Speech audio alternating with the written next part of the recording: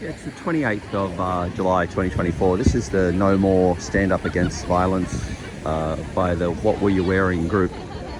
It's their second. They had one in April here.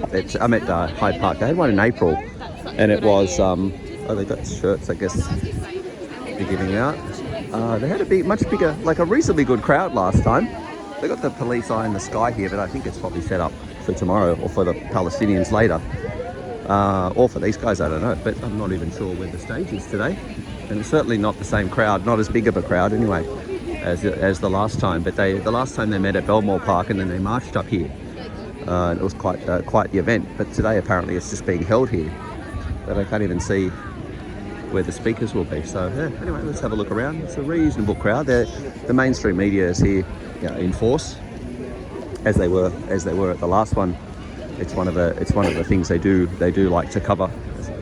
Little dogs in their outfits. Everyone, a few people with their signs. Yeah, let's wait and see what happens.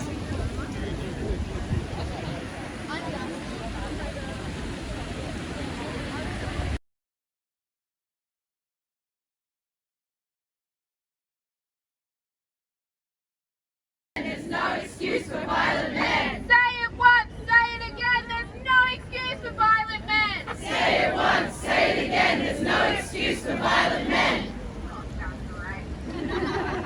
Alright, next one is, hey, hey, ho, ho, men's violence has to go.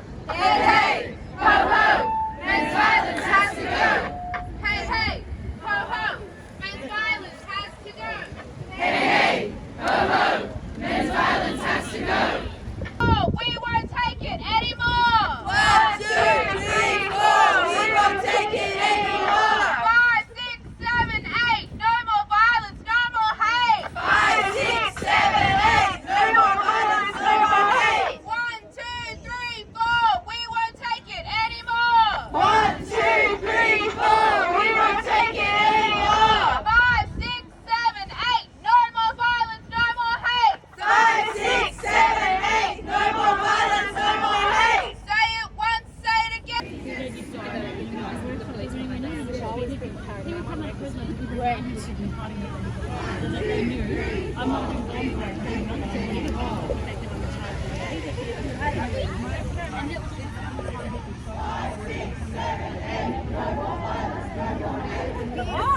It's not reacting.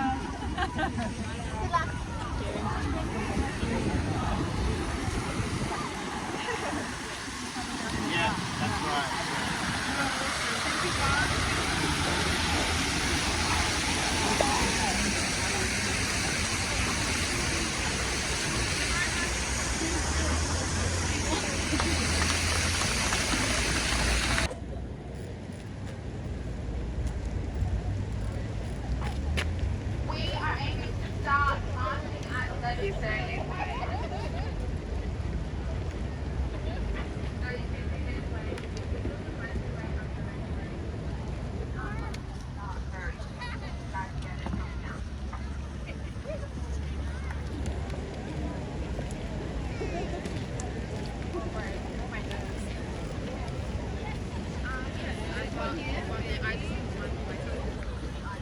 Okay, so it looks like they're going to march from here to a destination, which I'm not sure. I think it might be Town Hall. Maybe not. I'm not sure. Anyway, I'll find out. And then the speeches will be there. That's why it's not set up here. Okay, that answers the question.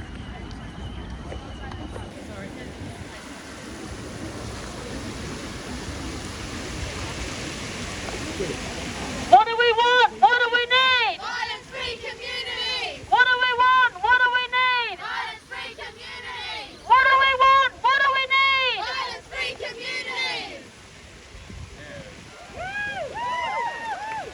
We're from New Zealand, y'all. We're here to stand with Australian women.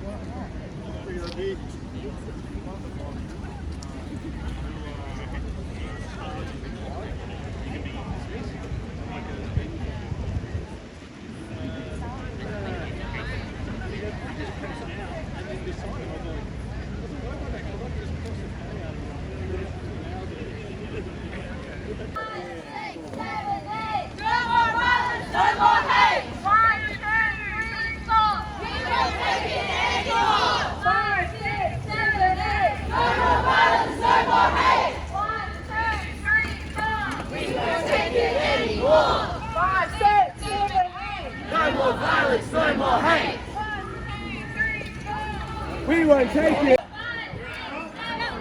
No more violence, no more hate. 1, 2, 3, 4. We won't take it anymore. 5, 6, 7, 8. No more violence, no more hate. Hey, hey. Ho, ho. Violence has to go. No, hey, hey. Ho, ho. Violence has to go. Hey, hey. Ho, ho.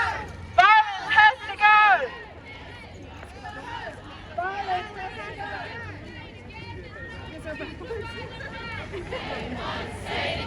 No excuse for violent men. Say it once, say it again. There's no excuse for violent men. Hey, hey, ho, ho. Men's violence has to go. Hey, hey, ho, ho. Men's violence has to go. Hey, hey, ho, ho.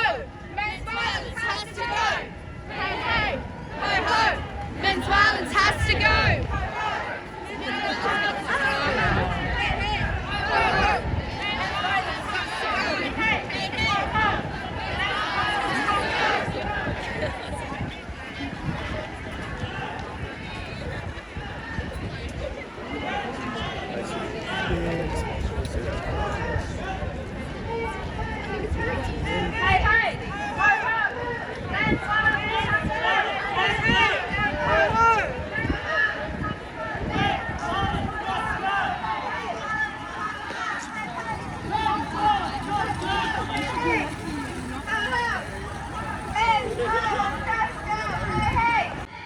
I think they have a kind of a they have a little thing where they feed the homeless here on a on certain day, which I think is here. So these guys are kind of waiting at the same time as everyone's coming past. We're just opposite Sydney Eye Hospital, and they're going to go past the State Parliament. That's Martin Place down there, and the beautiful Reserve Bank of Australia right there, getting an overhaul.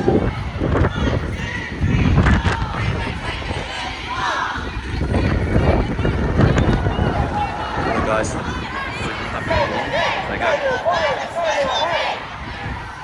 this is my new, sorry to talk so much, but this is my new pet hate, these things. Our Lord Mayor said, oh, well, it's not my problem, we can't do anything about it, you know. But to me, they're just a nuisance and they're a tripping hazard. They're always pushed over. You know, if you're walking along the footpath here, that's what you got to negotiate around.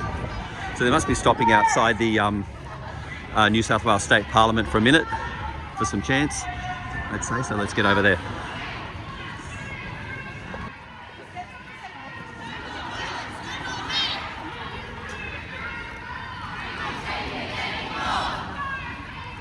Yeah, she just negotiated with the cops that they can have a very quick stop here, but not long.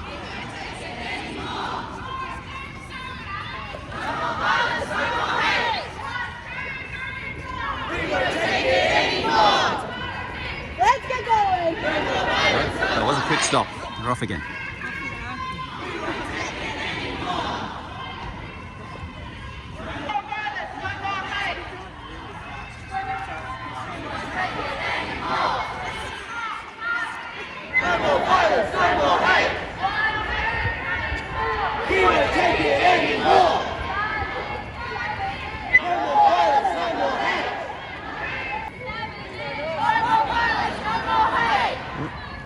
Something to do a U-turn here. 5, 6, 7, 8. No more violence, no more hate. We won't take it anymore. No more violence, no more hate. 1, 2, 3, 4. We won't take it anymore. 5, 6, 7, 8. No more violence, no more hate. 1, 2, 3, 4. We won't take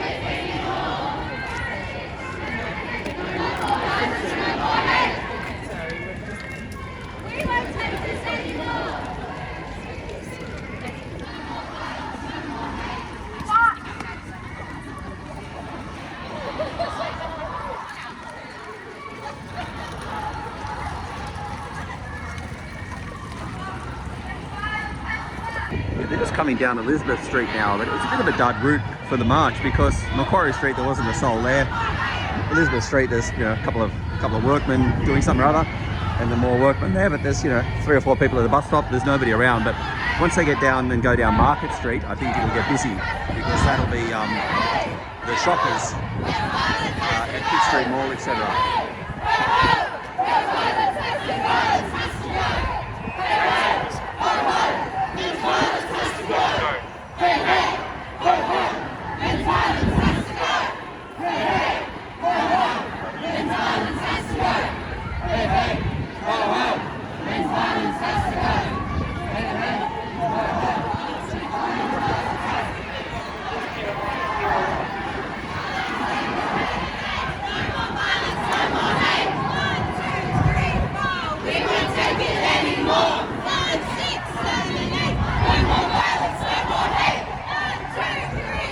Manners. Always turn up for these things.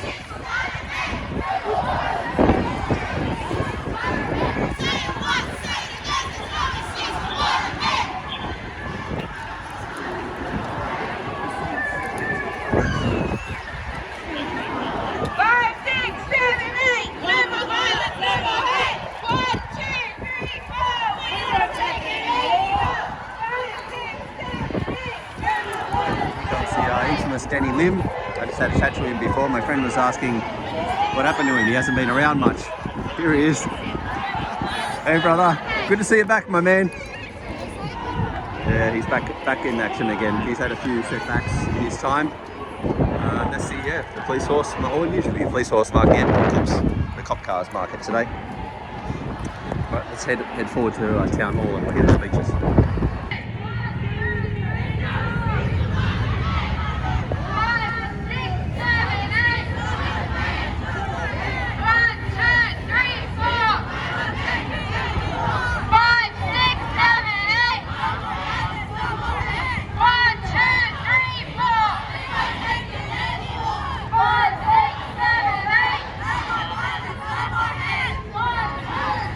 I always like to add this one in.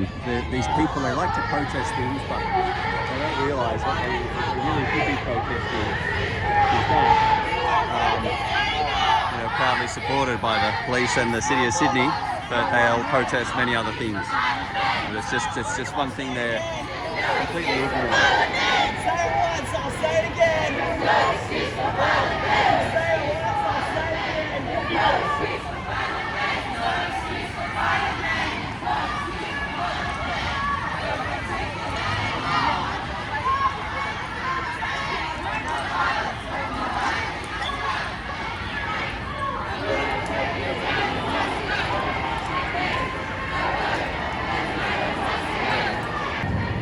This is where they get a little bit more coverage. Now they've reached Pitt Street Mall, but it's not really packed. Like I think the ones that start a bit later, you get a few more people here. But they're coming down now Market Street, Pitt Street. I guess they'll turn up 10th Street, I would say.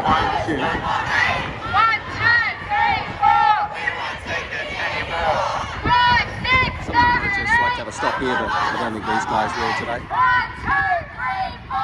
We won't take it anymore. 5, 6, 7, 8. No more violence, no more hate. This violence has to go. Hey, hey, ho, ho. This violence has to go. Hey, hey, ho, ho. This violence has to go. Hey, hey, ho, ho. The violence has to go.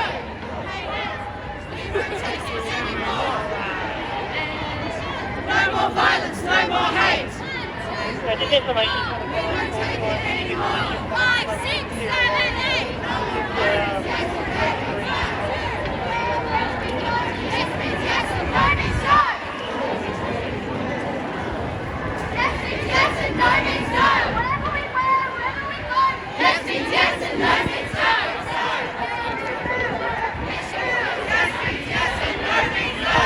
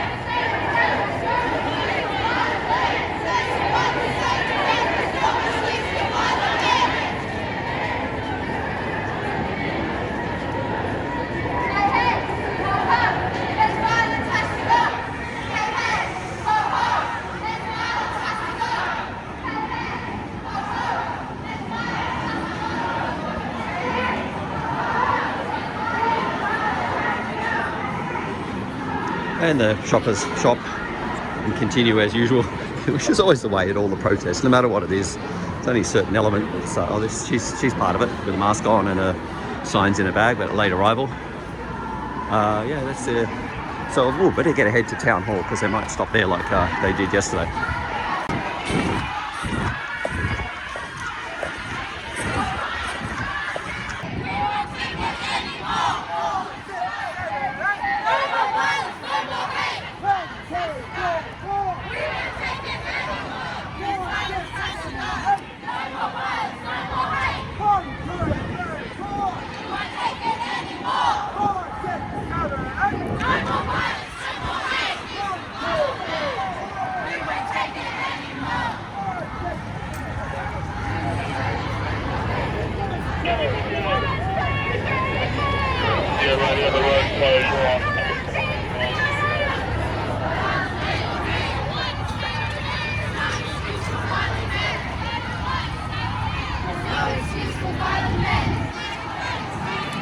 We're just arriving outside Town Hall now, where the New South Wales Labor conference is going on in the inside.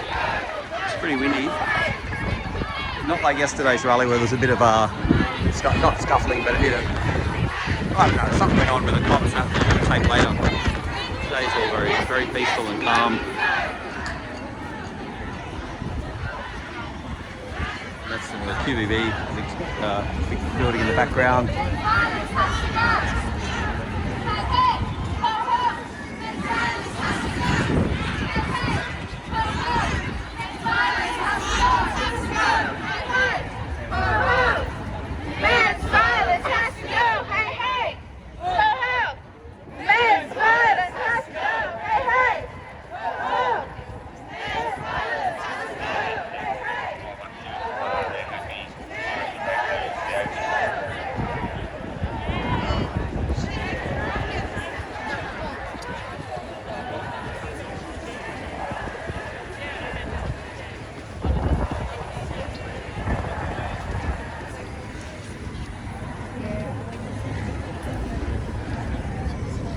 Oh, lady's gonna get run over by them. They're very nice. They just stop for a little smile. Yeah, she's a knitting nana. She gets special treatment. Okay. All right, we just arrived at Town Hall, back of Town Hall Square, I believe they call it. And they're all gathering. They're all gathering down here. We've got a trans community there in support. We just went past, and it's Damien. He's one of the head honchos of it all. So it looks like the stage is up here, which is good. Oh yeah, they won't let them on the steps because the cops are still guarding the, so that it's all barricaded off to stop anyone getting in where the Labor conference is going. So the cops yesterday they're all up on the stairs, and today they're all behind the barricade here, make sure no one, it's reasonably unlikely people are going to leap the barricade, get up the top there, break through the doors and, go into the Labor conference, but you've got to be better safe than sorry, as they say. So let's get to the front and we'll hear the speeches. There's a very big police presence, but I guess it's been like that all weekend for the conference. They tend to always do that when there's something going on like that. But it's not a bad crowd.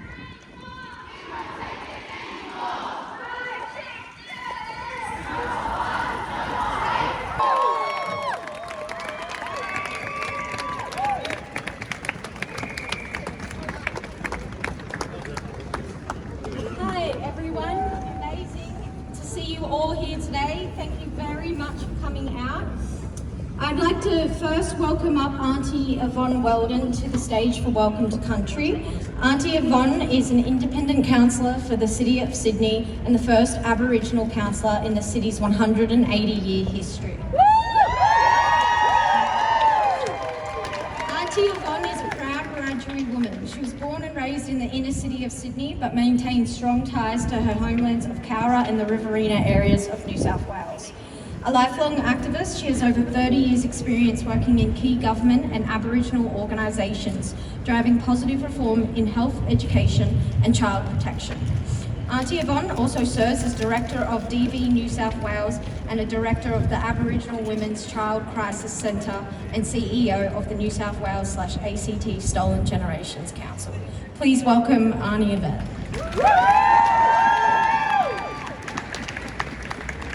Hello sisters and brothers, as was said, my name is Yvonne Weldon. I am a Wiradjuri woman from Cara here in New South Wales.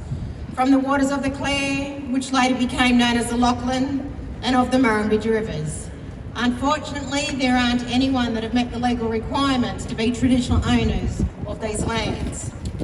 Here is ground zero, the first impact of death and brutality, and it continues. And so, I am a representative of the Metropolitan Local Aboriginal Land Council, who are culture authority and caretakers under the Aboriginal Land Rights Act.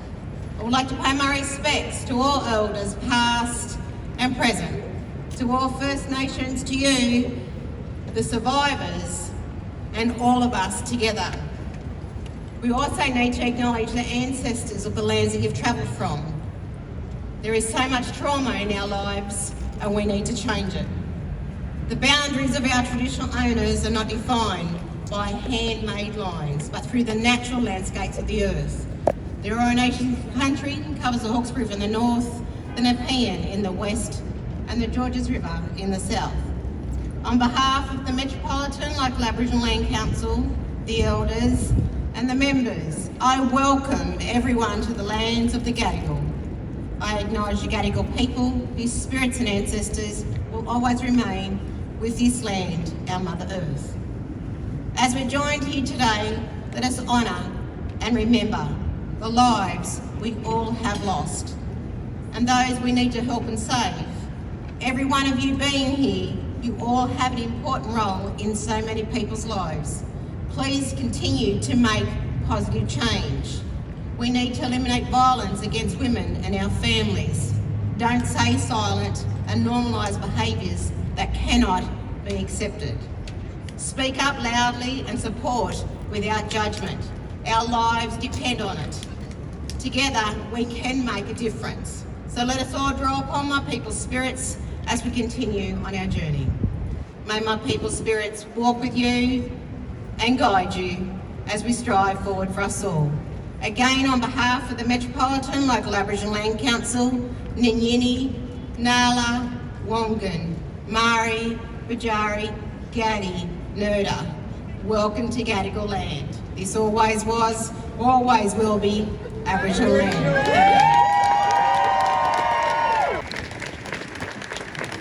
Amazing. Thank you so much, Auntie Yvonne, for that beautiful welcome. Hi everyone, my name is Rhiannon and I am one of the volunteers here today with What Were You Wearing, Australia. I just first of all want to thank you all for coming out, and what a friggin' turnout. This is incredible, everyone.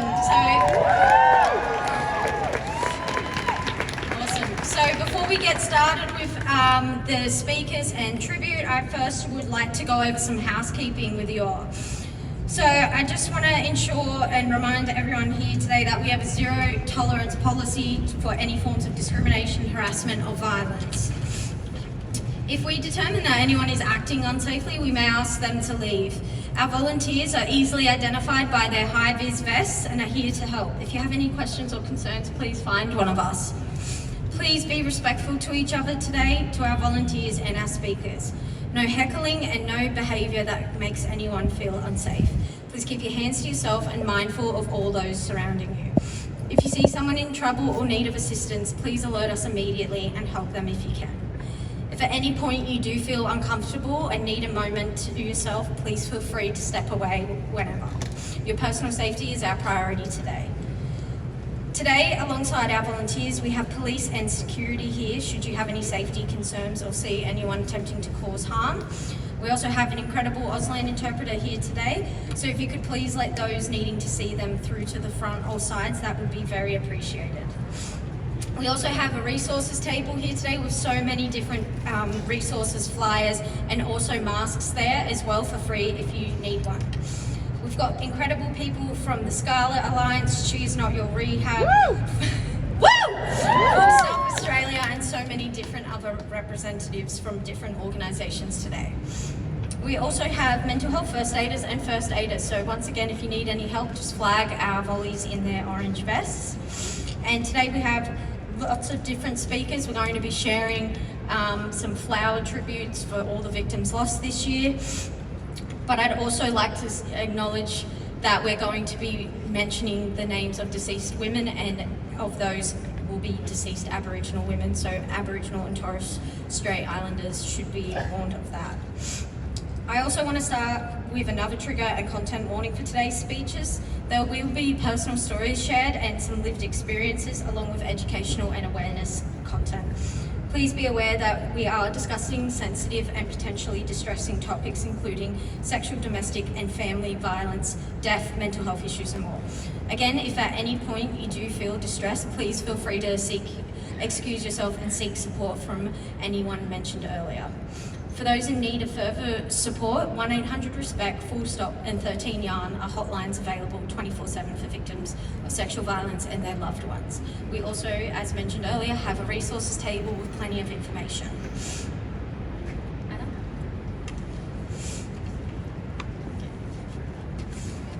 Hi everyone, my name is Annemiek and I am another one of the What Were You Wearing volunteers here today. So I just want to say again how grateful we are for each and every volunteer who's a part of this collective's efforts, and also What Were You Wearing for the efforts to make today happen and for helping us all come together as communities across the country. Please remember to keep an eye out on our socials for any further ways to keep spreading our message here and any further events and future action. So just a little bit of information about What Were You Wearing. So we are an Indigenous, queer and disabled-led not-for-profit that strives to put an end to sexual violence across Australia by creating positive community and social change. Our founder, Sarah Williams, is a survivor of sexual abuse in both her childhood and her adult life, and she stands strong in creating a voice for victims and survivors of sexual and domestic violence. Having started What Were You Wearing on her own as a university assignment, her passion for helping others, wanting to see productive and necessary change, and not being afraid to speak up, has led to an organisation that now consists of over 80 volunteers across the country and has expanded into Queensland, WA, Victoria, and we're working on a few more. The organisation runs training and awareness programs, provides safe spaces at events, lobbies the government to create legislative change. We run campaigns, facilitate survivor healing groups with a mental health professional, and that's just the beginning. Again, wanted to thank every one of you for coming today, especially in a time when a lot of us aren't feeling safe outside or in our own homes. Sorry, this is upside down. It's not lost on us that it takes a lot of bravery to be out here and taking a stand and raising your voice for something that we shouldn't even have to be fighting against in the first place. I also wanted to say a big thank you to all of our wonderful volunteers and team leads who have not only helped run today, but have also spent hours upon hours over the last few months organising these rallies across the country so that we could stand as a united front. As of this week, there have been 54 women and 9 children killed. Shame. And we are only in the 7th month of the year. We refuse to sit idly by while the statistic grows. They are more than numbers. Loved ones taken so cruelly from us, yet we see no change on the horizon from our leaders. We have begun passing out multiple flyers.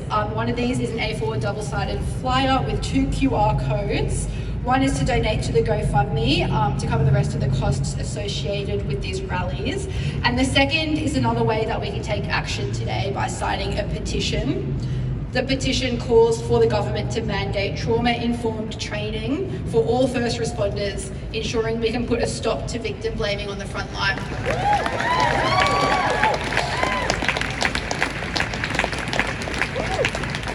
So now we are just going to do a little flower ceremony, just to remember all of the victims that we have lost this year.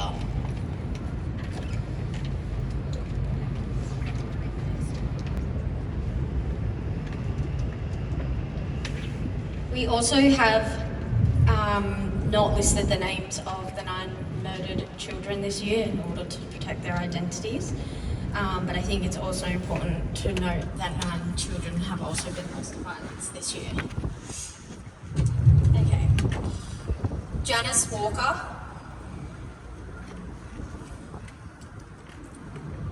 Narol Doble, Alison Robinson,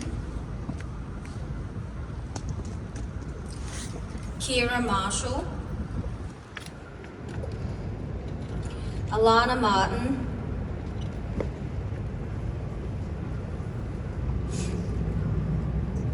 Bonnie Lee Anderson,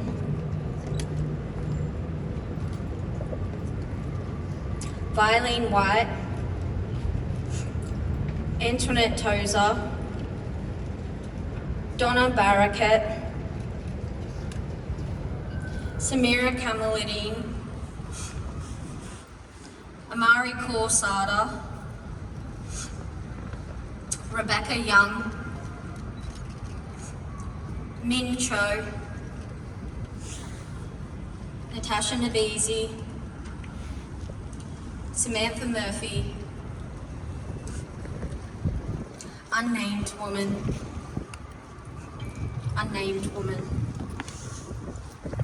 Wendy Lee George, Joanne Perry, Swetha Madhagani, Mawa Kazenga,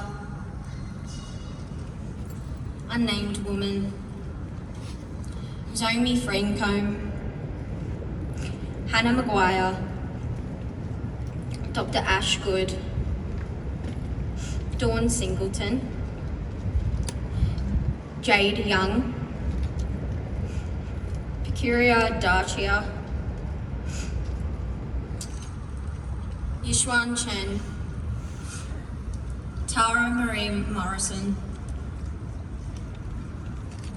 Leslie Stillman, Molly Ticehurst, Emma Bates, Erica Hay, Joanne Mary Drain, Lily Galbraith,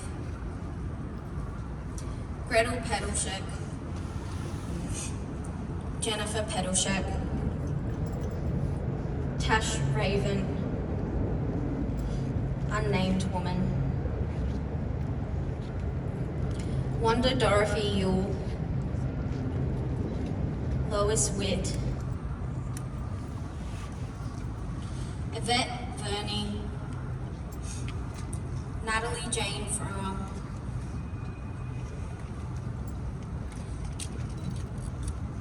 Annette Kiss,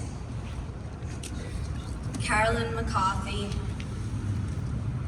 Sarah Miles,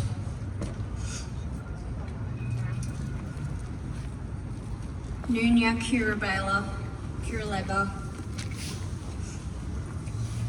Lucida Barquin Cortez, Lolene Whitehand, Kiara Lee Jensen, Annette Brennan, Keisha Thompson, and an unnamed woman. If you could all join me in please giving a minute's silence to remember those we've lost this year.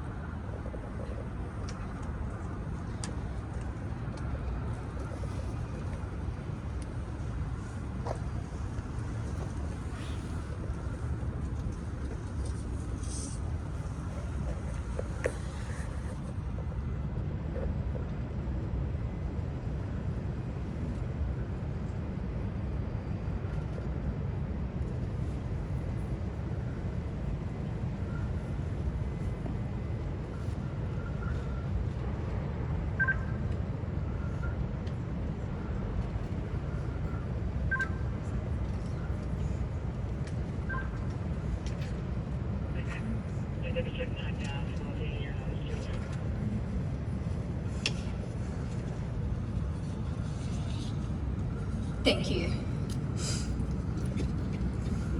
organiser here today, Dr. Mehreen Faruqi. Dr. Mehreen is the Deputy Leader of the Australian Greens and a Senator for New South Wales. She's a civil and environmental engineer and a lifelong activist for social, environmental and racial justice. Mehreen holds the education, anti-racism, animal welfare, the Republic and international aid and global justice portfolios for the Greens. Mehreen has become the first Muslim woman to sit in any Australian parliament when she first joined the New South Wales Parliament in 2013. In 2018, she took her proudly feminist and anti-racist approach to Canberra when she joined the Federal Senate. Mehreen has been involved in feminist and anti-racism activism throughout her whole life. She introduced the first ever bill to decriminalise abortion in New South Wales and won the closure of pregnancy discrimination loopholes. Her work for reproductive rights was recognised with the feminist Edna Ryan Grand Stirrer Award in 2017 for inciting others to challenge the status quo. In her time in Parliament, Mehreen has been an unflinching voice on social, environmental and racial justice, pushing to dismantle the systems of power, privilege and patriarchy. Please give it up for Dr. Mehreen.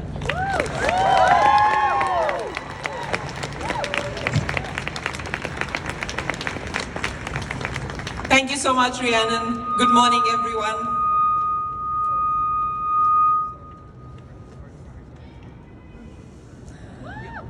I'd really like to thank Councillor Yvonne Weldon for a beautiful welcome to country. And I too want to start off with acknowledging that we are on Gadigal land, that sovereignty was never ceded. We are on stolen land, and I pay my respects to elders past and present. No matter where we are in this country, we are on stolen land. This is, always was, and always will be Aboriginal land.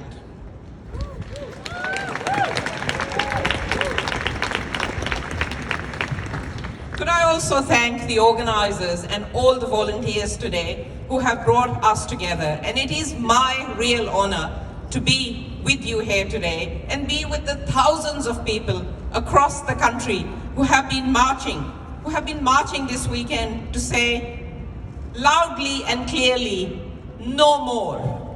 No more gendered violence, no more violence against women, no more violence. Full stop.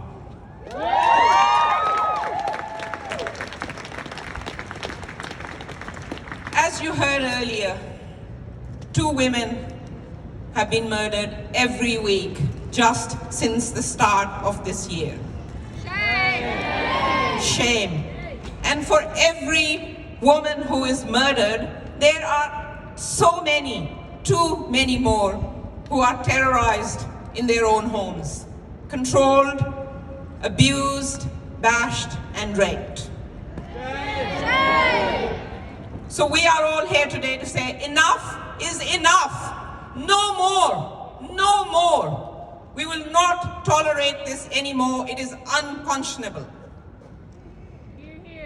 Also, how many more waves of public outcry? How much more anger and grief should we all express? How many more marches and demands for action do we have to make before governments across this country decide to step up? Violence against women is a national emergency, but the government refuses to fund it like one. Shame! Absolute shame.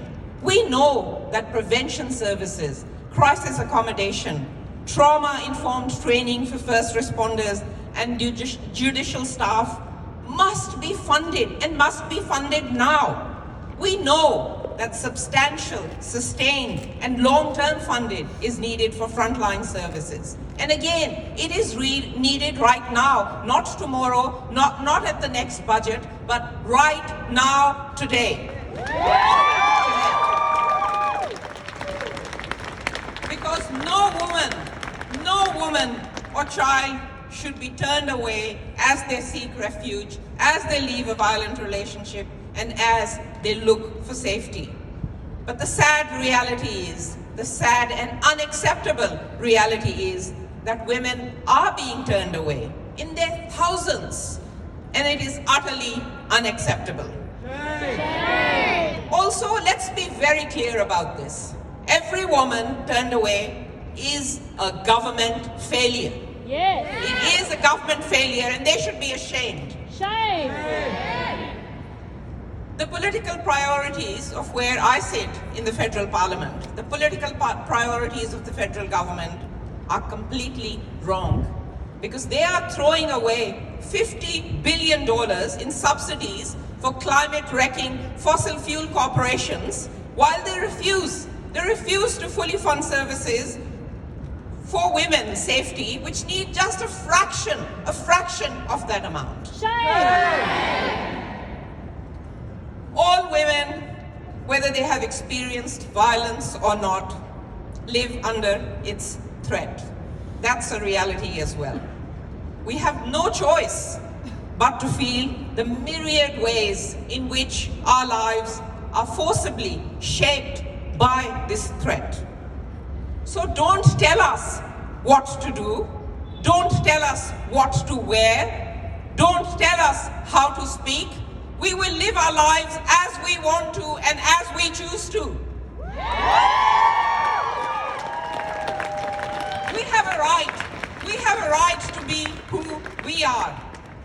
We have a right to be safe. We have a right to just live.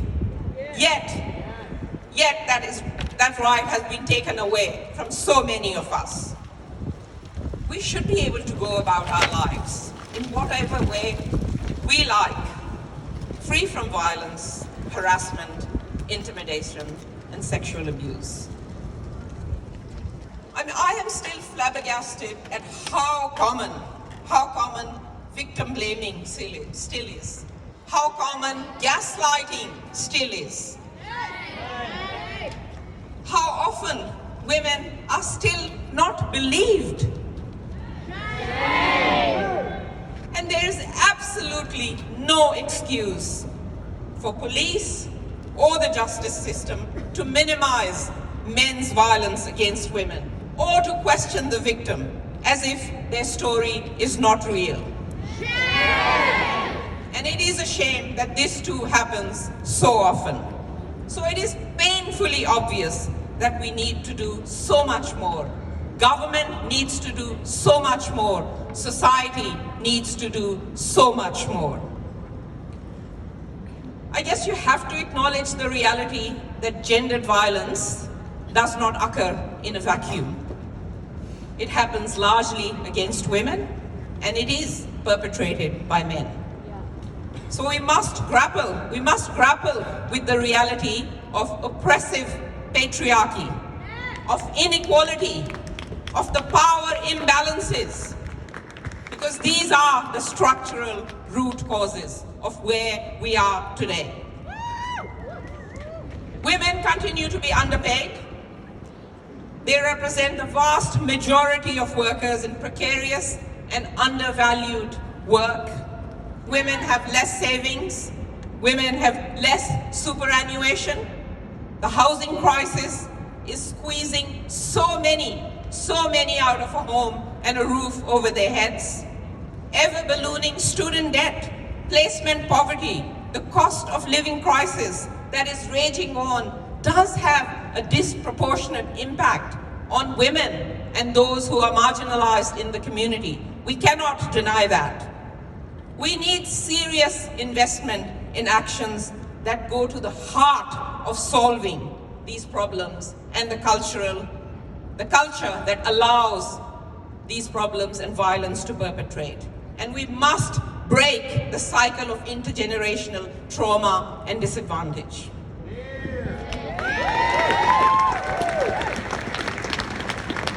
First Nations women, women of color, trans women, queer women, and disabled women do face many extra barriers due to the lack of appropriate support and a lack of appropriate services. And that is a shame. That is one of the biggest shames, I think, that we have to grapple with.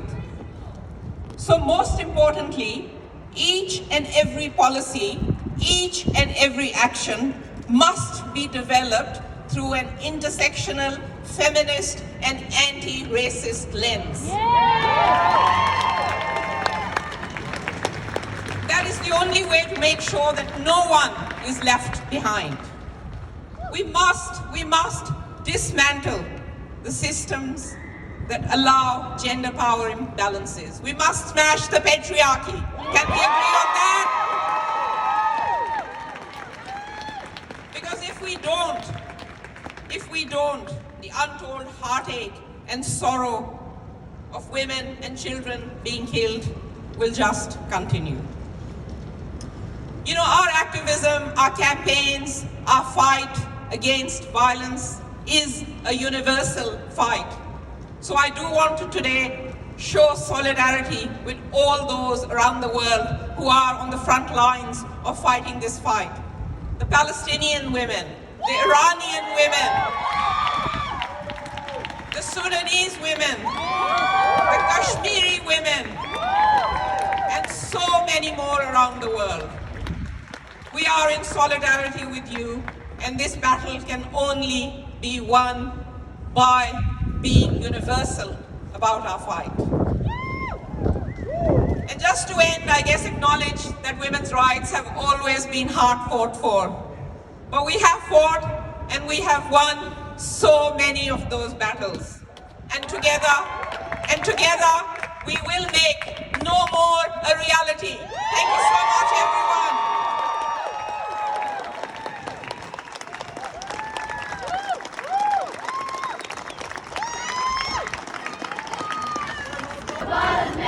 Say it once, say it again. There's no excuse for violent men. Say it once, say it again. There's no excuse for violent men. Thank you so much for that speech. That was incredibly powerful. Sorry. So our next speaker is the wonderful Ashlee Donohue. So Ashlee is a proud Dunghutti woman from Kempsey, New South Wales.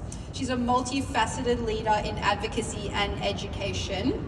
As CEO of Miss Ashlee Enterprise, she champions anti-violence, anti-racism and Aboriginal women's issues, fostering a safe platform for shared experiences. Her influence extends to media as a commentator on ABC's The Drum, NITV, SBS, and a writer for Mamma Mia, Indigenous X and The Guardian. A respected facilitator and speaker, she has presented globally, authored Because I Love Him, and serves as CEO of Mudgin-Gal Aboriginal Women's Centre, contributing to Aboriginal leadership and cultural continuity. Thank you.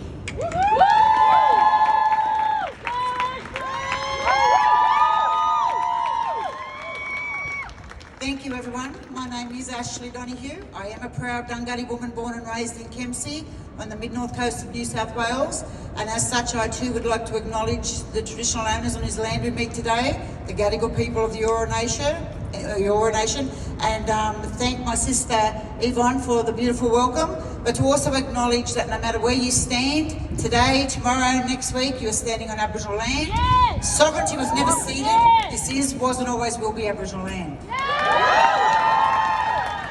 Now, I'm not going to stand up here and talk about women's violence if I don't talk about Aboriginal women and colonisation. Yes. That's where it all started. This country has been built on violence, particularly off the backs, literally, of Aboriginal women being raped, bashed, murdered, having their babies ripped from their arms and to never be seen again.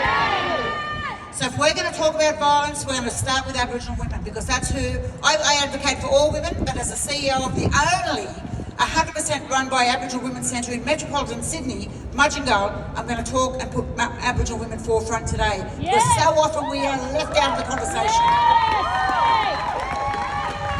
And this is the government's issue, you know, because the government aren't going to save us. We've got to get that in our heads now. The government is not going to save women and against violence. But what they can do is make proper legislation and policies and fund appropriate services that are doing the work on the ground, which they aren't doing. We're getting the same people sitting around the table, having the same yarns, and nothing's changing. So they have to engage with victim survivors, they have to engage with the people on the ground, and they have to engage with women that know the feeling of being bashed by a man who you love. And that's not spoken about enough. The reality is that if you're in a domestic violence relationship, and I speak to to everyone here today because I know that there are victim survivors amongst us and there are also perpetrators amongst us. So you may feel a certain way about what I'm going to say, but it's the truth. When you've been in a DV relationship, there's nothing more traumatising than knowing that you love, or you think love in the moment, because when you're in them, you can't see past the end of your own nose. The trauma of knowing that you love somebody who hurt you. I know it because I've been through it. I would be fine, I'd ring the police, I'd get him out. A week or two later, my heart would ache for this man who I knew that hurt me. And that is because a lot of the time, we don't want the relationship to end, we want the violence to stop. So we need to talk about, if we're going to truth tell, and that's the big jargon at the moment, truth telling, then we have to tell the truth.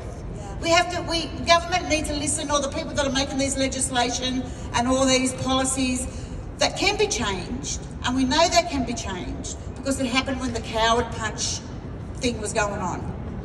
When's the last time you heard of a man being murdered by a coward here? Is that the right word for it now? They've changed it that many times. I'm not sure what it is. Is it? When's the last time we heard?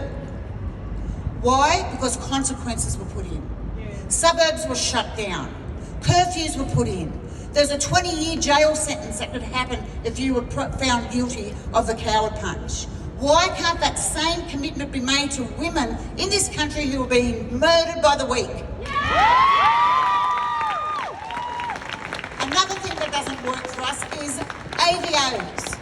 They do not work for us. So if you get an AVO put on you for violence, then you get an ankle bracelet slapped on you. A bright pink one, so everybody knows that you're a DV perpetrator. Because for too long, women carry the shame. And we don't own the shame. We don't own the shame that comes with being a victim of violence. We need to put that back onto the perpetrator's shoulders. So we make consequences work for them. And someone said to me after I said that, oh, but the police may not follow through. Well, then we make consequences for the police too, who don't follow through. Imagine how many women would be safe from being bashed if there was a monitor. How many women would be safe from being murdered if there was a monitor and police acted right on target when the monitor goes off? Imagine the difference that that one little thing could make. We need to have consequences for perpetrators of violence. And right now, there's none. Men get out. I know a man who murdered a 7-month pregnant woman. He's now out. She's not out. Her baby didn't live. She didn't live. Her family still suffer with the trauma. This is what's happening to all these women. The women that have been murdered over the years. Next week, on Monday, it's going to be 30 weeks. We're 30 weeks into 2024, and already 54 women have been killed by violence, mainly by men. What are we going to do about it? We can march. We can talk. We can talk at all these tables. We can have all these ideas, but unless they're implemented by the powers that be, we're wasting our breath. Yeah. We don't need more proof that violence against women is a thing. They've got research coming out of their ears about that. If the government will pay for that, put money into where it's going to make a difference. Into the frontline workers, into victim survivors, not band-aids with little $5,000 things when you leave in violence. What is $5,000 going to do for a woman leaving violence today? Absolutely nothing. If this epidemic is going to stop, then we've got to work harder, and the government have to step up to the plate. But you know who else has to step up to the plate? We all do. Because the reality is with bystanders, the majority of bystanders are somebody that the victim knows, somebody that the victim loves. Every single person here today and around Australia has the capacity to make their homes, their families, their communities as safe as you want them to be. And what that boils down to is how much violence you're willing to tolerate. Now, I bet everyone in here would say that they've got zero tolerance. But when it comes to someone you love, your son, your father, your brother, your friend, so many times nobody wants to get involved. And that has to change too, that dialogue has to change. So I'm asking you all today, if you take nothing more than this away from what I'm talking about, to put a line in the sand and you stick to that line. I have a zero tolerance. I'll call the police on my own son, me. I won't muck around. I hear anything, I'll call the police and hoping that they will react, which, you know, the majority of times they do. Not always, but, you know, a lot of the times.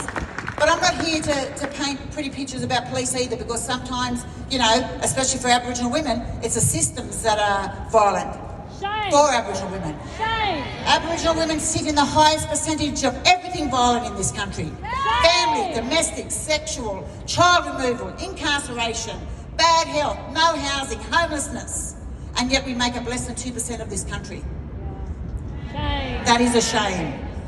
It's disgraceful. It's all the words we can use. And so we need to make change, and it starts with us. And I ask you all to really think about how much violence you will tolerate in your lives and make a change to that, reflect on that. Because unless we work together as the human race, then nothing's going to change. Yes. Thank you, everyone. Say no to violence.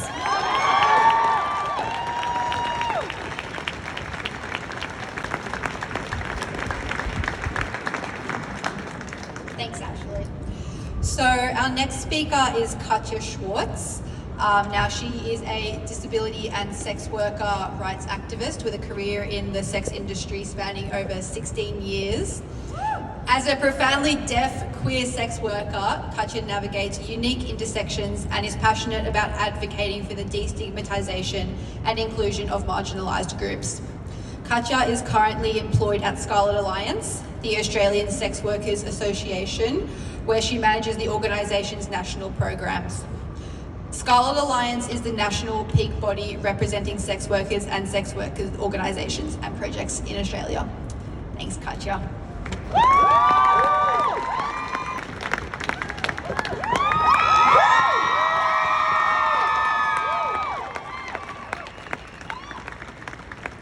My name is Katia, and I am a proud sex worker and advocate. I am deaf, and the spoken word that you hear today is my Auslan interpreter, Marnie. Before I start, I would like to pay my respects. Sorry about this. Before I start, I would like to pay my respects to the Gadigal people, whose unceded lands we gather on today. We are all here advocating to end gendered violence. I am a disabled sex worker, so I appreciate the chance to share my own lived experience with you all. But I'm not grateful. Marginalised voices, including my own, should be heard equally alongside academics, privileged leaders, politicians, and government people in this space.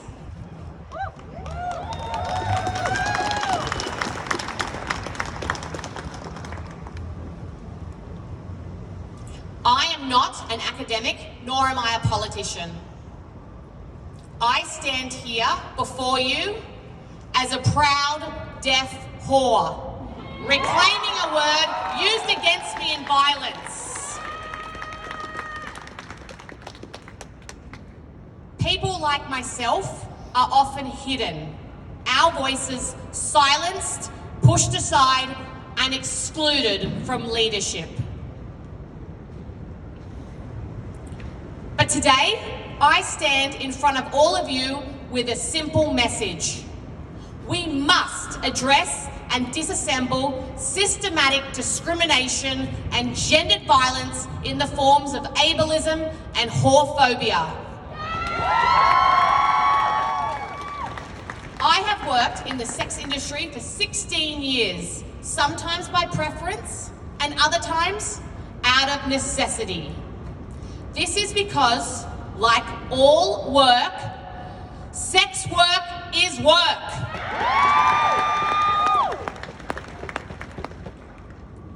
Contrary to public assumption, sex workers are more vulnerable to gendered violence in our personal lives than at work.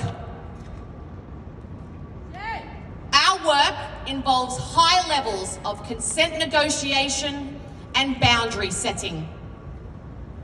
However, our personal lives are more complex and don't always have the same strict structures like we do at work.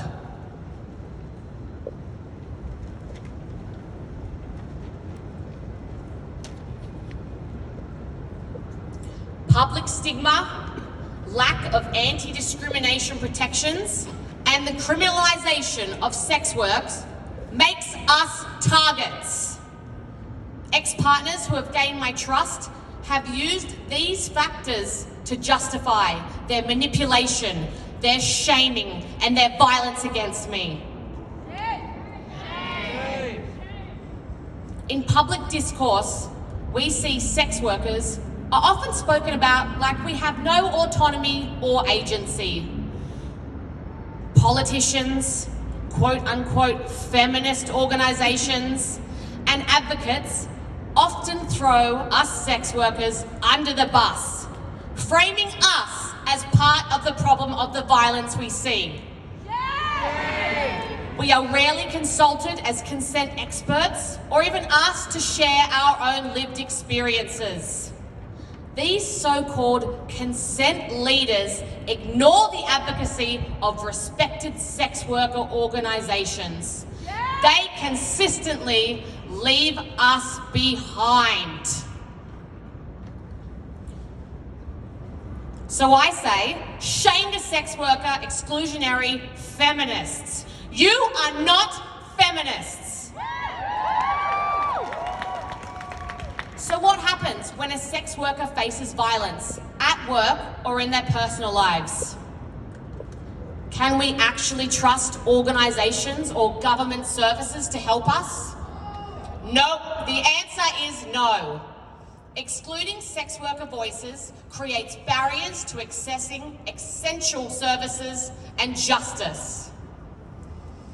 Ableism adds a further oppressive edge to whorephobia, amplifying discrimination and gendered violence for disabled sex workers. Scarlet Alliance and sex worker organisations across this country advocate on this issue. But policies affecting sex workers with disability remain largely unaddressed. Disabled sex workers often have attributes that make us stand out. Why? Because of disgust, eugenics, ideals of perfection built and maintained by ideologies of racism, ableism, and gendered domination. As a proud disabled sex worker myself, I face constant violence and discrimination with very little protection. I'm stared at, I'm ridiculed or ignored. Ableism and whorephobia hinder my ability to secure safe, protected work, both inside and outside of the care industry. I'm often unable to access healthcare services. I lack access to deaf and sex worker-friendly mental health support. I face isolation due to limited access to information, news, and social media. And reporting crimes as a deaf or disabled sex worker is incredibly challenging. So shame on systems that exclude disabled sex workers. These examples make me and other disabled sex workers more vulnerable to gendered violence as perpetrators exploit their privilege against us. Research shows that deaf women are twice as likely to experience domestic violence than hearing women.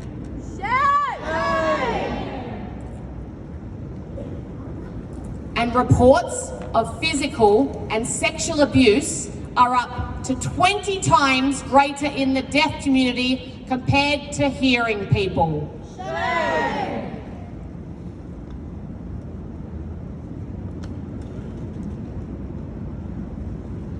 So just like many deaf people, I have experienced people using their hearing privilege and weaponize my disability. In the past, ex-partners have prevented me from accessing my language of Auslan, have ridiculed me using my language of Auslan or wearing my hearing aids. They have refused to learn my language of Auslan. They have prevented me from using my hearing aids and then used my deafness against me. They have isolated me from the deaf community and other deaf people. And they have misrepresented my disability as lacking cognitive or intellectual ability. I'm just deaf. So shame on perpetrators who weaponise deafness and other disabilities. I want to exist as a deaf person with my disability and sex worker identity celebrated as positive contributions to society. My deafness is not a deficit, and being whore is not a weakness. Do you know what my power is? Being a proud deaf sex worker. We must fight to an end of gendered violence for everyone, not just for the privileged. We must not leave marginalised people behind or blame us sex workers for the actions of perpetrators. Today and every day moving forward, we must fight for a world where disability and sex work is not weaponised against us, but recognised and valued. Thank you.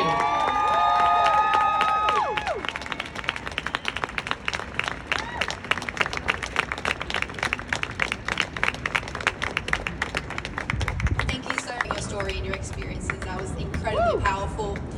And just a reminder to everybody that if you are in need of support, we have plenty available, and just to keep an eye out on each other today. So our next speaker has come all the way from New Zealand, Sarah Brown from She Is Not Your Rehab.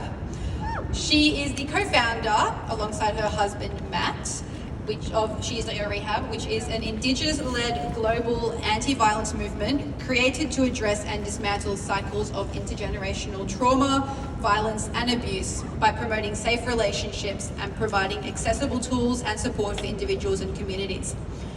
Their #1 best-selling book is utilised in prison systems all over the world, and their revolutionary app Inner Boy is soon to launch free in Australia to support men on a journey of healing and change. Sarah is a passionate grassroots activist that believes in the power of collective healing. Thank you.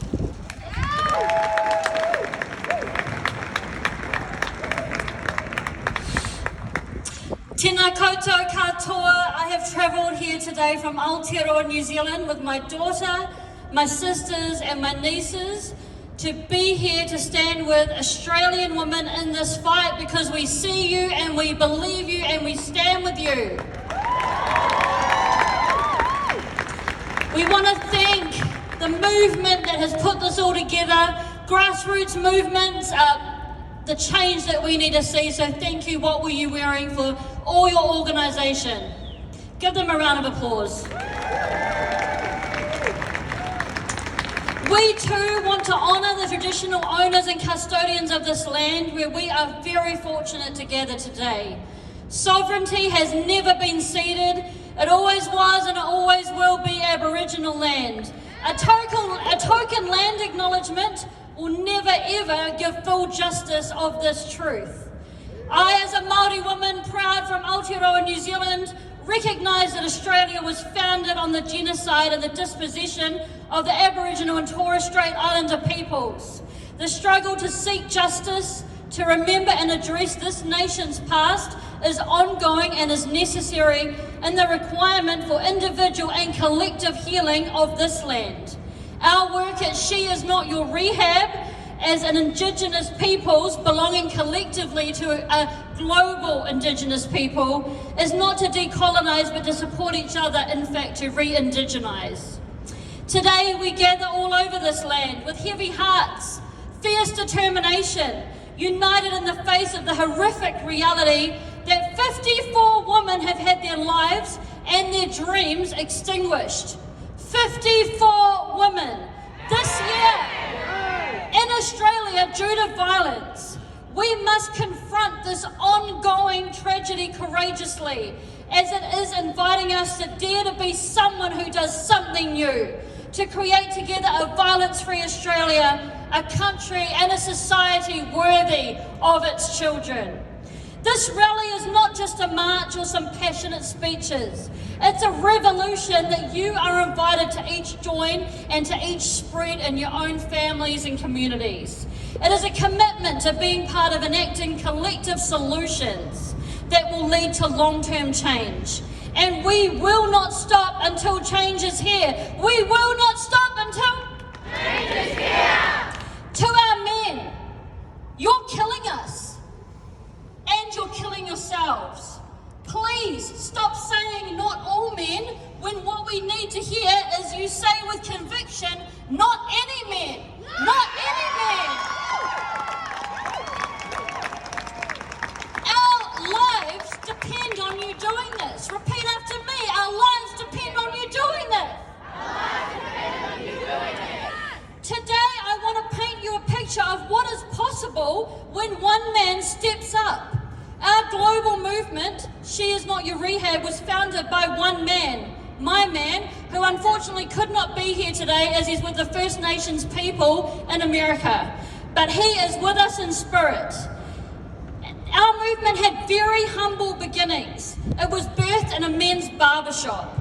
This one man knew firsthand the reality of living in a home of domestic violence because he wondered every single day of his childhood if that would be the day where his father killed his mother.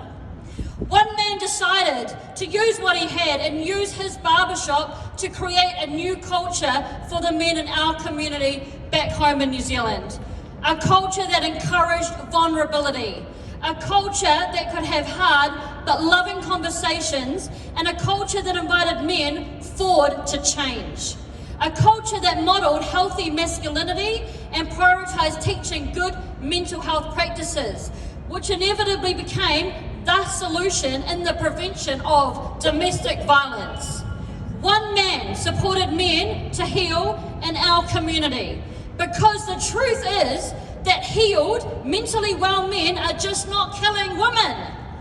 One man envisioned that to create a violence-free world, we as a society must create a generation of cycle breakers. So how do we create them? We must create safe spaces everywhere. We must provide accessible solutions and tools and then invite men to use them. One man wrote this book as a blueprint. Hold it up, honey. This is my daughter, Frida. Her dad wrote this book as a blueprint for how she no longer needed to be a rehab for any man. He gifted this book to every single incarcerated person in New Zealand. 10,000 people in the New Zealand prison system read it. Police all over New Zealand give it to men arrested for DV. It is in rehabilitative programs, refuges and centres everywhere.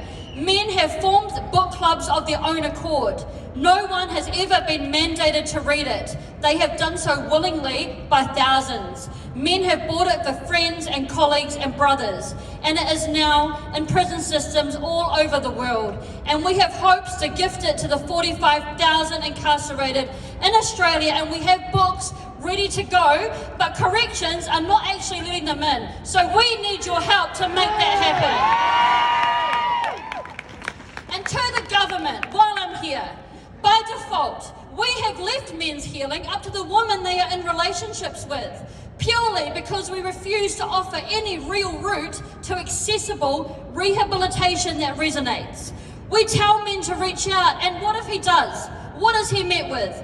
Mocking from his mates, therapy he cannot afford, long wait times for groups because there is not enough groups and staff funded.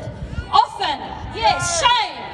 Often he has no one else but her, and the pain that he carries hurts her and even kills her. But still, collectively, we continue to do the same old thing, watching as more women are beaten and killed. Shame! The statistics around domestic violence are deeply reflective of a nation requiring significant healing at both the community and a government level. Families Family violence is a symptom, it is not the cause. If we were able to be curious about how we got here, then what might we learn about ourselves as a society? This learning, I believe, is key to discovering that perpetrators of violence were never born like that.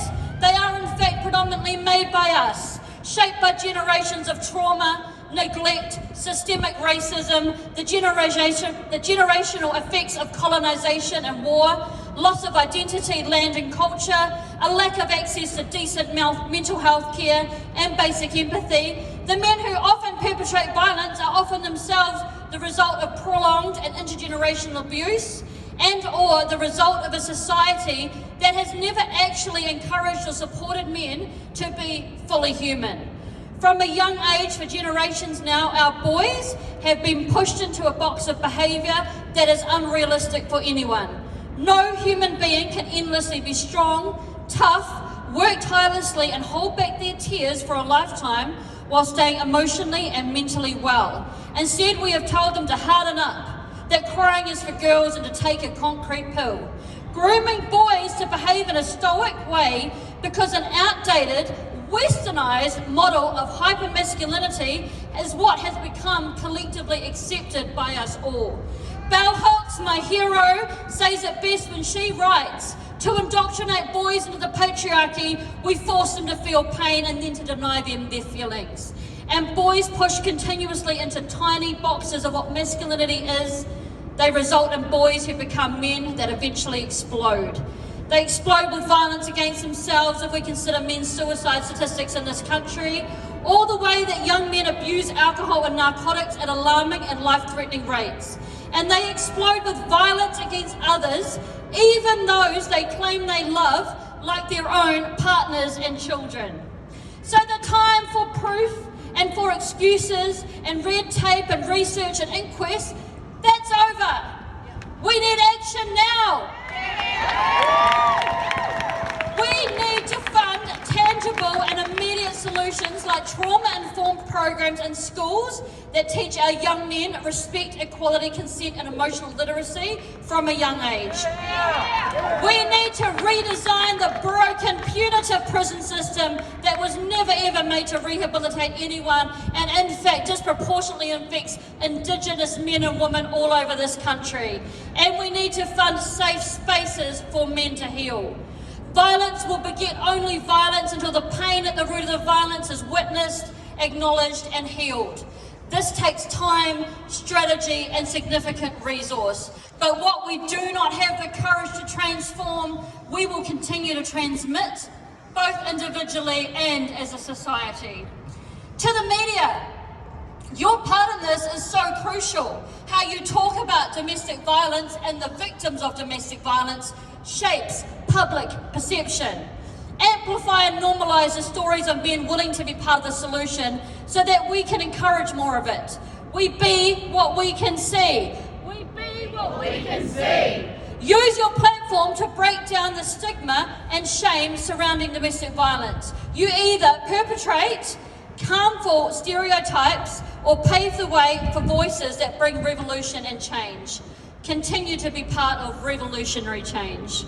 And finally, to all my sisters here today, I feel deeply your pain, your fear and your anger. That's why I came here to stand with you.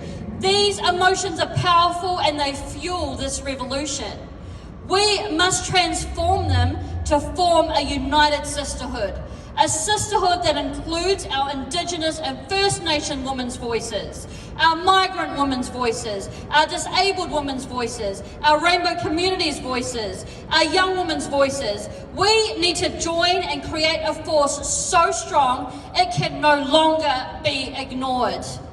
We empower collective liberation when we are each supported and liberated enough to say, I am not your rehab.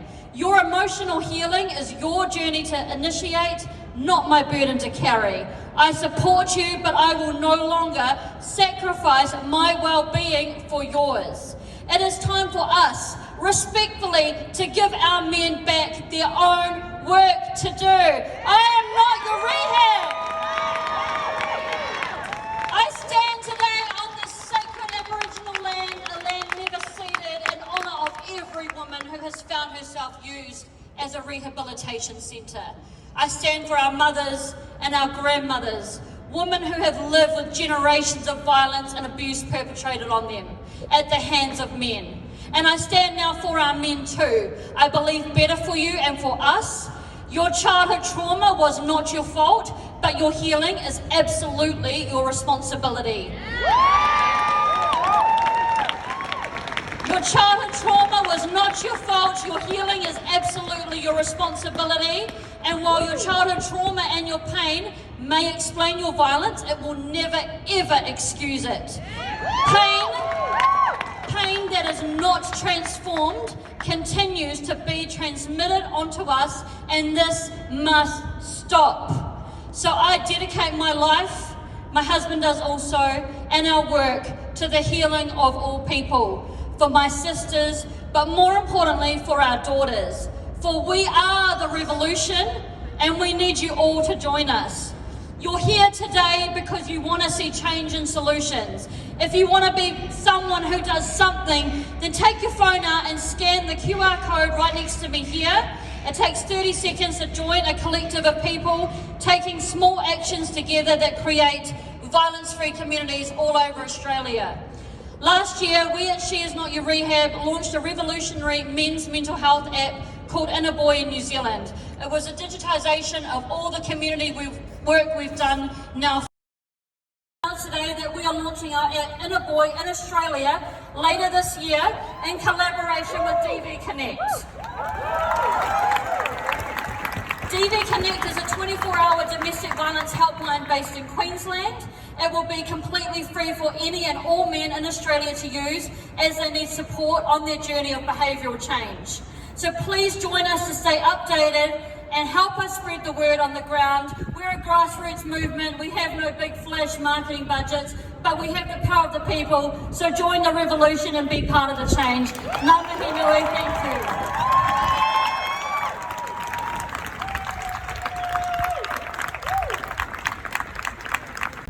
Today's rally is just one of 26 organised across the country. It started in Sydney's Hyde Park, and organisers are saying that despite the government acknowledging this issue as a national emergency back in April with similar protests, with tens of thousands of protesters back then, that unfortunately gender-based violence is still trending upwards. They're sharing some grim figures with more than 50 women killed so far this year. You may be able to hear them behind me, actually naming them one by one at the moment.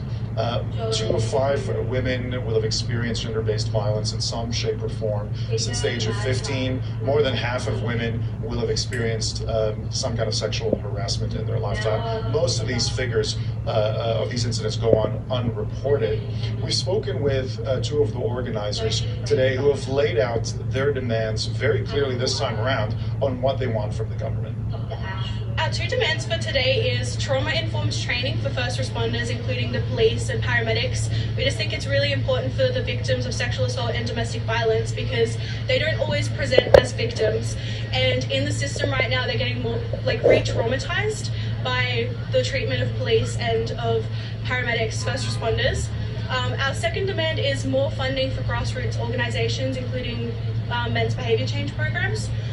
They're just not getting enough funding to be able to do any good in the community.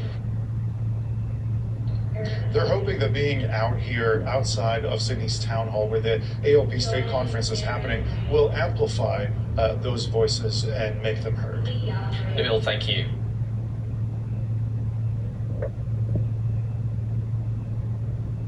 Yeah, I went to the No More Violence Against Women rally today at, it started at Town Hall and then it didn't start at Town Hall, it went to Town Hall, but it started at Hyde Park. And yeah, there was a reasonable number. I don't think it was as many as in April, but it was a good number. And you know, there's a few things. The woman running the whole show, the lady that was sexually assaulted 3 times in 2021, and then put 21 complaints into the police, and then the police told her that none of it was true, and it all got dismissed. Yeah, she wasn't there. But then they're pushing at this thing now.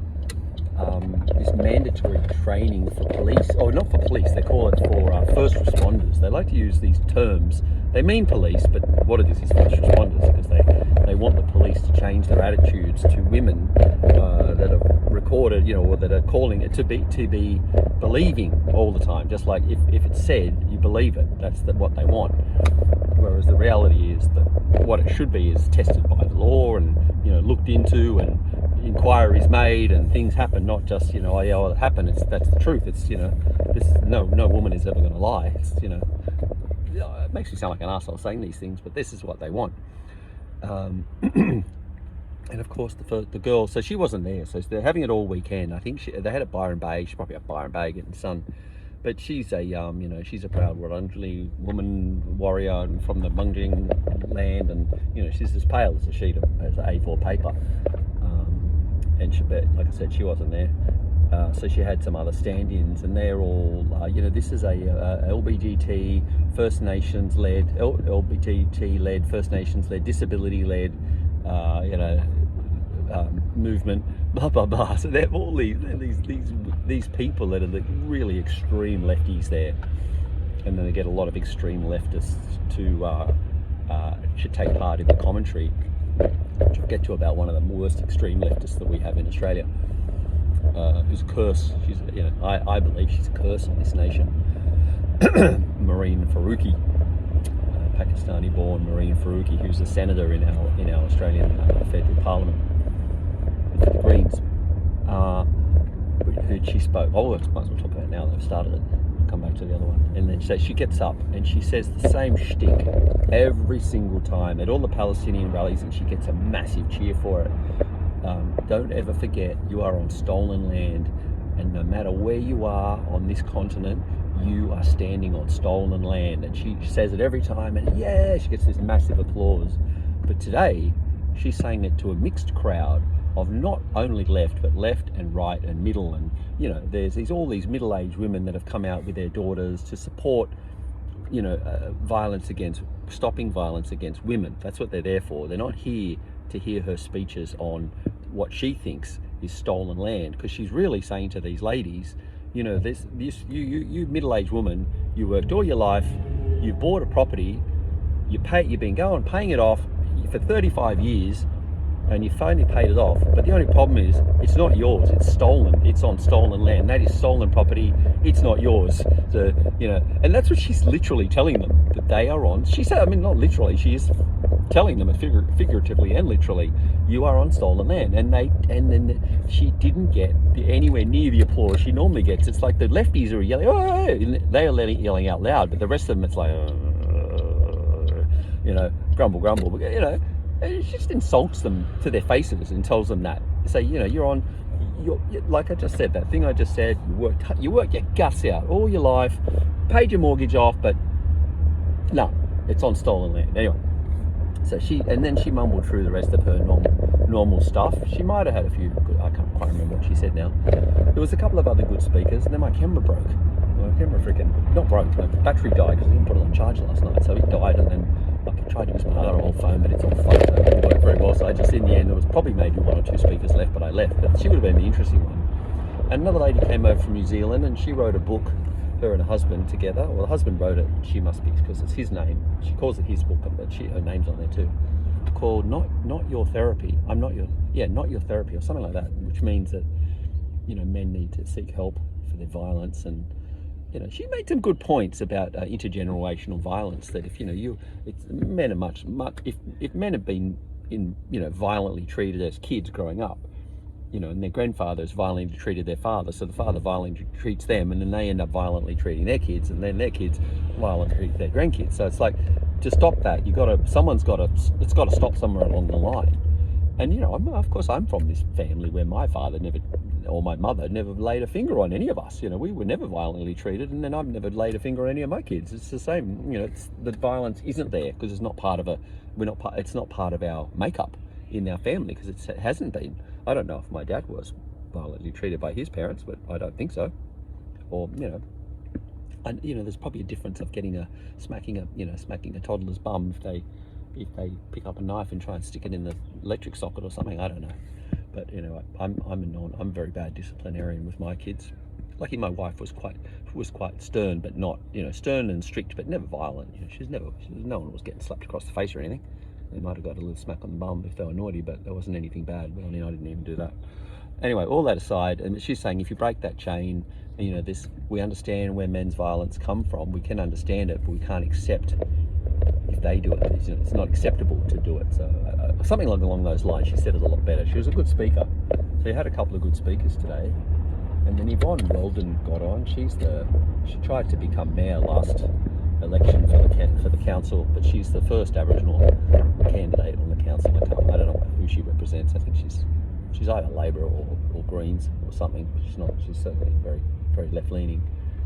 Yeah, and she got up with her stolen land talk, giving the welcome to country, and then another lady came up. She was quite, you know, dismissive. She was quite bad as well. It's like these white hate rallies that I called that last one, which I've gotten attacked for over and over and over now by the Palestinians for just mentioning the white hate rally that on the day that, you know, and all these supposed neo-Nazis are marching onto the trains trying to get to the city and getting this cops all around them. They're getting stopped. There's no violence, but there's one bloke in the middle of town at a supposedly peaceful Palestinian rally getting freaking double elbowed in the head, flying elbows UFC style.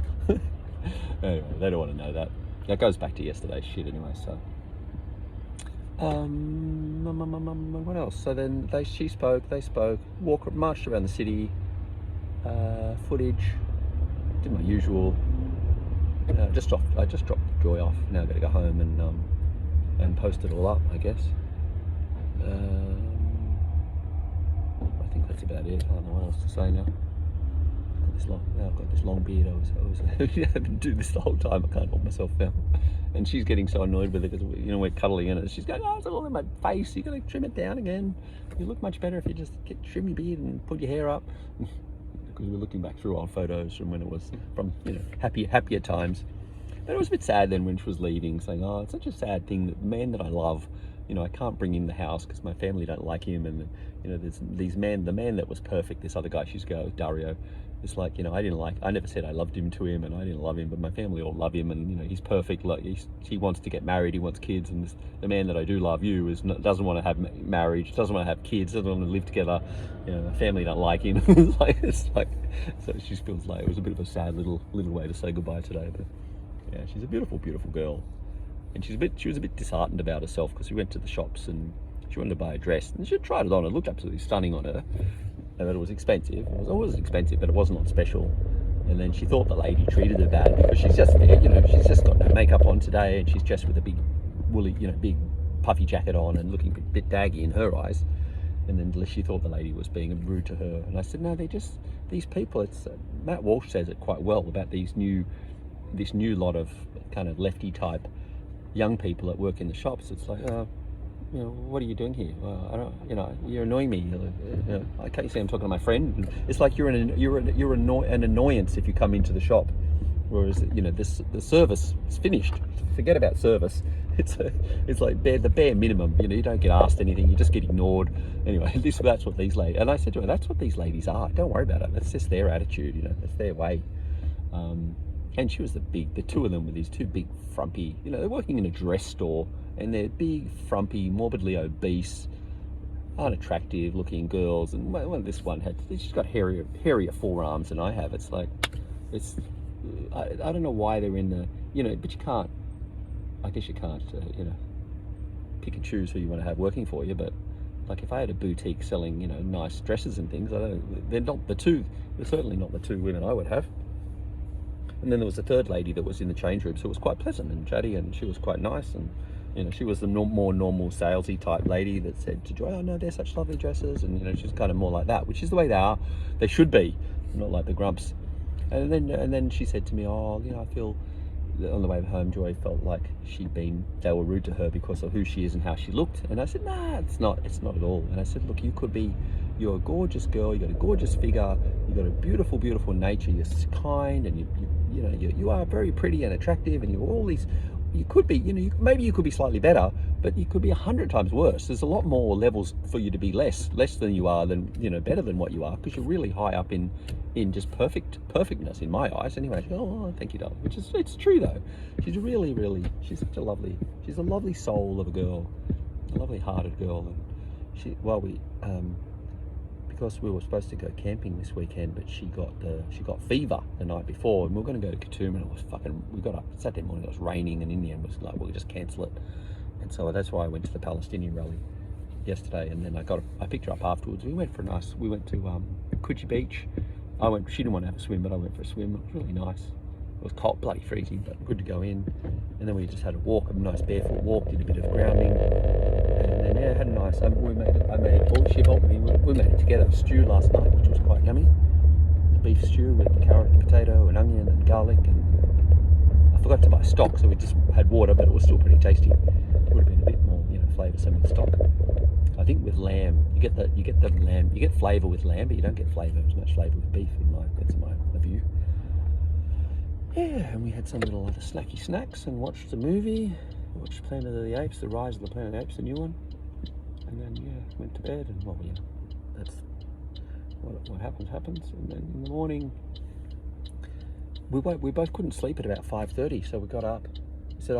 She goes, I said, or one of us said, do you want to get up? I said, yeah, okay. And the other one said, yeah, let's just get up. So we got up and turned the TV on, and the Channel 9, and they got the Olympics on. And at 5:30 in the morning, that's when the swimming, it was apparently the most, it was just one girl, Titmus was swimming, and she won her gold medal, and then they put the relay girls on, and then they won, and so we kind of got there just for the medals, and I wasn't overly excited. And then we went to bed, and then woke up, and then we sat around, and I made her a beautiful 3-egg omelette with butter, and it was just like I melted the butter in the pan, then I whisked in 3 eggs, and then fucking idiot flashing me because somewhere I got to go around. Haha, now he's stuck in the middle. Whoops, let me get out of the way. Sorry, folks.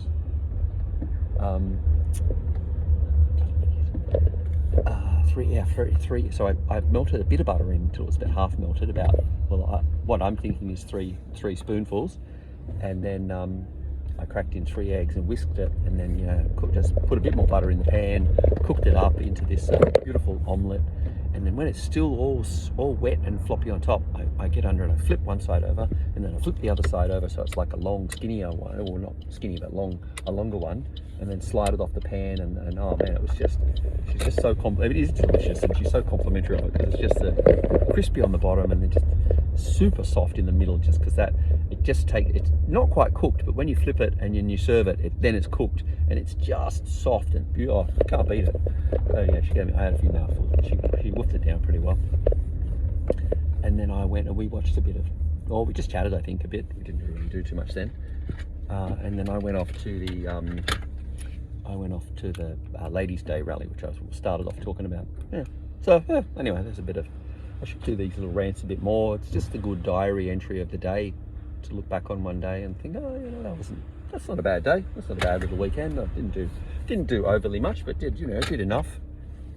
Yeah. And then as we were leaving, I showed her because Cayman Gok came on to the ABC news as we were about to leave in the background, and I said, that's that guy that had this trouble with where he attacked the other protester, Smoking Joe, and she said, okay, and I said, hang on, I'll put it on, and I showed her, and it's like he shouldn't be there with a megaphone in the background, Smoking Joe, and I said, but this guy shouldn't be just coming out and whacking it out of his hand and then breaking it and smashing it. And then she's really thinking, she's on that side, and I tried to explain it to her that there's a lot of toing and froing between the trans community. When the Christians are trying to speak and say their things, the trans community are screaming, we're here, we're queer, we're coming for your children in the background. And then when the trans are trying to do their speeches, the Christians are screaming out, leave our kids alone, leave our kids alone. So that's this back and forth thing. And then for this alternate media to bag out the mainstream media, the mainstream media don't like it. They can do everything else, but you can't do that. It's not on. But anyway, so that's that. All right, well, I'm home, so hasta la vista.